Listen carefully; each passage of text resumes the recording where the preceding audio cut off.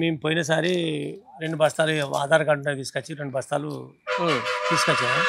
ఇప్పుడు తీసుకొచ్చి 15-20 రోజులు అవుతుంది. 2 సార్లు అయితే పంట పండుతుందా? ఇప్పుడు కనీసం 3 దఫాలుగా దగ్గర అయితే పంట పండే పరిస్థితి ఉన్నది. దీనికి కావాలని బ్లాక్మెయిల్ చేసి ఏమైనా చేసుడు తప్ప దీంట్లో ఏం చేసేయలేదు. ఇప్పటి వరకు బ్లాక్మెయిల్ చేసి ఎక్కువ చెల్లి వస్తాను 15 రోజులకు వస్తుంది అంటాను. 15 రోజులు వచ్చేసరికి పుణ్యకాలం అయిపోతుంది. ఇన్ని రోజుల దాకా వర్షాలు పడ్డాయి కాబట్టి మాకు ఊరిలో దొరకక చాలా ఇబ్బంది పడి రోజు అక్కడి నుంచి పొద్దున 4 గంటలు ఎత్తే సాయంత్రం దాకా చెప్పులు లైన్ పెట్టుకొని ఉండవలసి వస్తారు. ఉంటే 2 బత్తాలు ఒక బత్త ఇస్తారు, మళ్ళీ ఇచ్చిన వాళ్ళకి ఇచ్చు లేదు. ఇది పరిస్థితి. 4 ఎకరాలకు ఎట్లా వేయాలి? 2 బత్తాలు ఎక్కడ వేయాలి? ఎట్లా పండుతుంది? మాకు సాధ్యం అవుతుంది ఇది? ఎట్లా మళ్ళీ 4 ఎకరాల్లో గిన్నె ఇవ్వాలి. ఇదేంటి మీరు చూసిలా? మీరు ఎక్కడో కాదు సార్. ఇప్పుడు ఈ బస్తాల మీద చూసి దీని మీద ఆధార్ కార్డు తీసుకోండి, నాకు 3 ఎకరాలు 3 బత్తాలు ఇవ్వాలి. ఎకరం అదే దామాష ప్రకారంగా ఇవ్వాలి కదా. మరి ఎట్లా వస్తుంది మాకు? దామాష ప్రకారం 3 ఎకరాలకు 3, 2 ఎకరాలకు ఇస్తే అదైతే. ఇప్పుడు ఒక్కసారి ఇస్తే ఇప్పుడు మళ్ళీ ఇస్తే మళ్ళీ పంట పడుతుందా? ఇప్పుడు సబ్సిడీ మీద కాకుండా ఇప్పుడు ఇవన్నీ ఏమైనా బ్లాక్ మార్కెట్ పోయినాయి. నాకు తెలియదు. టకా చిన్న ముందుగా ఇచ్చేయాలన్నారు, మొత్తం బ్లాక్ మార్కెట్ పోయినాయి. ఇప్పుడు పరిస్థితి జరిగింది. మేము తీసుకునే బ్లాక్ మార్కెట్ లో కూడా వాళ్ళు కోరినటువంటి ఏదైతే పత్తి మందులో లేకపోతే అది కొంటేనే ఇది ఇస్తామని చెప్పేసి అంటారు. నానో యూరియా తీసుకోవాలి, లేకపోతే డిఏపి పోటీ పెట్టి దాంట్లో ఉన్న దాంట్లో డిఏపి పెట్టుకోవాలి, పోటీ పెట్టుకోవాలి, లేకపోతే నానో యూరియా తీసుకోవాలంటే నానో యూరియాది మాకు దాని గురించి ఇప్పుడు వరకు తెలియదు. ఏది మందు దీనికి సేమ్ అయితే అంటారు. అది 10 రోజులు కూడా ఉంటుందో మాకు తెలియదు. యూరియా బత్త ఎత్తే 45 కిలో 50 కిలో ఎత్తే 15-20 రోజులు ఉండేది. ఇప్పుడు నానో యూరియా పెడతాను, డిఏపి పెడతాను. దానికి డిఐ బత్త 1800. ఈ 300కు 1800 ఎట్లా సాధ్యం అవుతుంది? 20 ఇస్తా. లేకపోతే ఇక్కడ ఏదైతే స్టాక్ ఉంటుందో ఆ స్టాక్ ని 300కు ముడి పెడితే మాకు ఎట్లా సాధ్యం అవుతుంది? మాకు కావాల్సింది వరికి కావాల్సింది ఒక బత్త ఎత్తే సరిపోతుంది. ఈ ఒక్క బత్తోడు 1450 రూపాయలు పెట్టి ఎట్లా కొంటాడు? అదే అంటున్నాం. మీరేమో ఇట్లా చెప్తా ఉన్నారు, వాళ్ళేమో ఇదంతా అసలు లేదు. ఇట్లా కాదు సార్. ఇప్పుడు మేము యూరియా కావాలి, మాకు మేము చేసేది పొలానికి 1450 పెట్టి మేము ఎట్లా తీసుకోగలుగుతాం? అది కూడా కరెక్టే.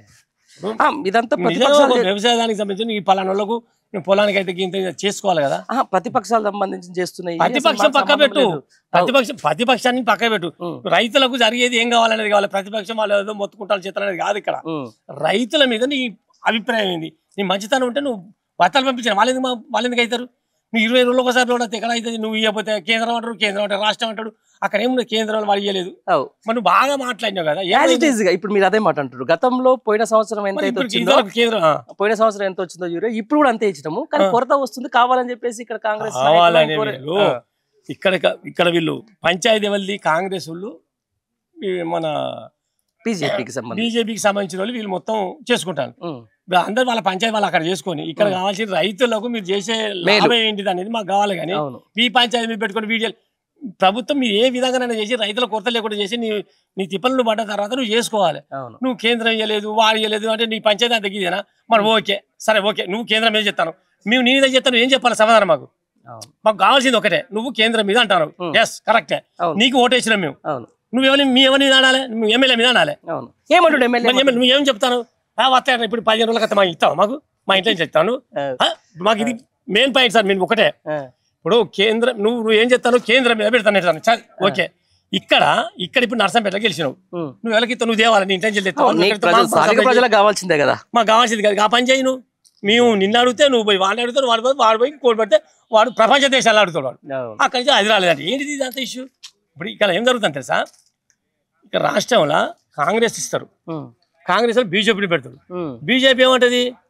అక్కడ సోవియట్ రష్యాలో జరుగుతలేదు, చైనాలో లేదు, అక్కడ అమెరికా వాడు ఇస్తలేడు, మాకు కంపెనీలు మొత్తం పడ్డాయి అని అంటాడు వాడు.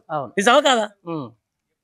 ఇప్పుడు మీరు ఒకరిని ఎట్టుకపోతే మా పరిస్థితి, రైతుల పరిస్థితి ఏంది మరి? అవును, అదే కరెక్టే ఉంది. కానీ వాస్తవానికి చూస్తే పరిస్థితి చాలా దారుణంగానే ఉంది. నేను ఒక 4-5 మండలాలు తిరిగి వచ్చిన, ఆల్మోస్ట్ అక్కడ కూడా ఇదే. మాకు ఇదే ఒకటి సమాధానం. ఇప్పుడు మాకు జస్ట్ కాంగ్రెస్ వచ్చి కరెక్టే అనుకున్నాం, నువ్వు బీజేపీ మీద పెడతాను. బీజేపీ ఏం పెడతాడు? మేము ఇచ్చినాం కాదు. అక్కడ రష్యాలో జరుగుతుంది, ఇది జరుగుతుంది, ప్రపంచ దేశాలల్లో మొత్తం జరుగుతుంది వాడు చెప్తాడు. మరి మేము ఎవరికి పోవాలి? రష్యాకి పోవాలా, సోవియట్ పోవాలా, చైనాకి పోవాలా, ప్రపంచ దేశాలకు పోవాలా? మాకు కావాల్సింది యూరియా, నువ్వు ఇచ్చేది మందు, మేము పెట్టేది తిండి. నువ్వు ఇక్కడ ఏమన్నా వచ్చినావు? మీకు ఇది తాలితలు వచ్చినావు, బొచ్చడు హామీలు ఇచ్చినావు, 420 హామీలు ఇచ్చినావు. ఏం చేసినావు నువ్వు? 400 హామీలు ఇచ్చిన ఒక్కటన్నా జరిగిందా?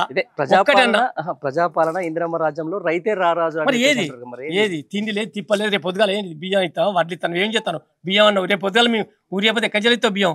సన్నబియ్యం ఎక్కడి నుంచి వస్తాయి ఇప్పుడు రేపు పొద్దున రాదు. ఇప్పుడు ఈ సన్నబియ్యం బోనస్ వచ్చిందానే ఈ మొన్నటిది యాసింగా తర్వాత రాలే ఓహో అది రాలే. ఇప్పుడు అది ఉన్నది ఇప్పుడు ఇక దాదాపు 70% రాలే. అది రాలే. రైతులకు 70% రైతులకు ఇప్పుడు 2 లక్షలే కదా. ఇదెందుకు మా తిమ్మంపేట్ల ఎవరన్నా కానీ మా తిమ్మంపేట్ల 2 లక్షల రుణాలలో 70% రాలే, 30% కూడా రాలే. 30% వచ్చినాయి. మరి అడుగుతలేరా స్థానిక? అడిగితే మాదే మేము అక్కడ చేసినాం, నువ్వు అల్లుండో ఇల్లు అంటాను. మాకు అరువునా కాదా? నేను రైతు మేము 2 లక్షల లోన్ ఉన్నాం, 2,20,000 ఉన్నాం. 2 లక్షల లోపల నువ్వు ఎంత ఇచ్చినా చెప్పు. 2 లక్షల లోన్ ఎక్కడ ఇచ్చినావు చెప్పు. నువ్వు ఇచ్చినావా? ఎక్కడన్నా ఉన్నదా? నువ్వు 2 లక్షల లోన్ ఇచ్చినావా? నువ్వు ఏది ఇచ్చినావు చెప్పు. గ్యాస్ కూడా 30% కూడా ఇవ్వలే. గ్యాస్ లో కూడా 30% ఇవ్వలే. నువ్వు గ్యాస్ లో కూడా 30% ఇవ్వలే. కరెంట్ బిల్లు కూడా నువ్వు మాకు ఇవన్నీ వద్దు, ఈ కరెంట్ వద్దు, గ్యాస్ అది అని తీసుకో. మీ రైతులు నువ్వు బత్తాలి ఎకరానికి 4 బత్తాలు 3 బత్తాలు ఎక్కడి నుంచి ఇస్తావు? ఎక్కడ ఉన్నది? నువ్వు ఇచ్చినావా? ఎకరానికి మాకు 4 బస్తాలే. 1 బస్తా DAP, 3 బస్తాలు యూరియా పడుతుంది, 1 పొటాష్ బత్త పడుతుంది మాకు కావాల్సింది. ఇది పరిస్థితి. అదే లేకపోతే ఇదంతా ఎక్కడ అన్నట్టుగా నువ్వు పోయి కేంద్రం మీద పడతావు, కేంద్రం పోయి అమెరికా మీద పడతావు, అమెరికా పోయి ఢిల్లీ మీద పడతావు. మాది ఏంటి మా కోస రైతులది? నీ శాత కాకపోతే అప్పుడు ఇవ్వకో. అది మాకు ఇప్పటి వరకు కూడా వ్యవసాయ రుణాలు మాఫీ కాలే. Current bill 30%. ఇప్పటి వరకు కొంతమందికి సెలెక్టెడ్ కొంతమందికి రైతులకు యూరియా దొరుకుతుంది, వాళ్ళ సెక్టార్ పీపుల్ ఎమ్మెల్యే చెప్పింది ఓకే కదా. ఇప్పుడు ఎక్కడ ఏ ఊరు కాదు, ఏ ఊరికైనా ఆ ఎమ్మెల్యే కానీ ఆ ముఖ్యమంత్రి ఎవరన్నా కానీ ఏ ఊరికి పోయినా కూడా అయ్యా నువ్వు పర్వాలేదా అని చెప్తాం. ఇప్పుడు కొత్తగూడెం పోతాం, లేకపోతే ఇక్కడ పోతాం, ప్రాజెక్టుల కిందకి పోతాం, ఎక్కడికైనా పోతాం. యూరియా సరిపడా వచ్చిందా? వస్తే లైన్లు ఉన్నాయా? చెప్పులు పెట్టిల్లా? చెప్పులు ఎత్తారా? చెప్పులు ఉన్నాయా? చెప్పులు మెడకెత్తారా? చెప్పులు లైన్ మీద ఉన్నాయా? అది ఉండేది రైతులకు కోపం. అంతేనా? ఇప్పుడు మాకు నువ్వు ఇచ్చే బత్తకు మాకు 500 కూలా రోజు. మాకు ఎంత? 500 700 కూలీ. అవును, కూలికి పోతే వచ్చేది. కూలికి పోతే 700 వస్తాయి. 300 బత్తకుంటేనే అది పట్ట పడుతుంది. అర్థమైందా సార్? ఇక్కడ మీరు ఇచ్చే 300 బత్తకు మా కూలి 700. ఎవరు ఏ పనికి పోయినా కూడా కనీసం 500 ఇస్తారు.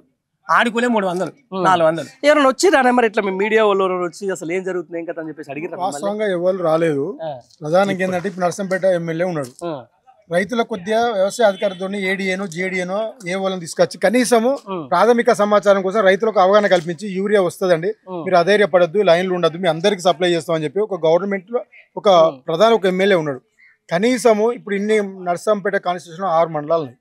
6 మండలాల్లో ఒక్క రైతు దగ్గర పోయి మందలు ఇచ్చిన పాపన నర్సంపేట ఎమ్మెల్యే దొంతి మాధవరెడ్డి పోలేదు. ఆయనకు రైతులు అంటే వాస్తవంగా ఇష్టం ఉండదు. ఇవాళ కాంగ్రెస్ ప్రభుత్వం రైతే రాజు, రైతే దేశానికి వెన్నుముక అని చెప్పే కాంగ్రెస్ పార్టీ ఇవాళ ఒక్క యూరియా బత్త ఇవ్వడానికి ఇన్ని తిప్పాలి ఎందుకండి? ఇవాళ నువ్వేం చేస్తున్నావు? నర్సంపేటలో 2 లక్షల మంది ప్రజలు ఓట్లేస్తే నువ్వు ఎన్నుకోబట్టి ఒక ప్రజాప్రతినిధివి, నువ్వు ఏ ఒక్క లైన్ కాడికి వచ్చి నువ్వు రైతులకు ధైర్యం చెప్పినావు చెప్పని అడుగుతున్నావు ఇలా మాధవరెడ్డి. మేము నువ్వు ఏ ఒక్క నీ సొంత ఊరు అమీనాబాద్ లో కూడా సొసైటీ ఉన్నది. నిన్న అక్కడ గొడవ జరిగింది, నిన్న అమీనాబాద్ లో గొడవ జరిగింది, ఆయన సొంత ఊర్లో గొడవ జరిగింది. నువ్వు వచ్చి కనీసం రైతులకు మనోధైర్యాన్ని కల్పించావని అడుగుతున్నావు మేము మాధవరెడ్డిని. అంతే.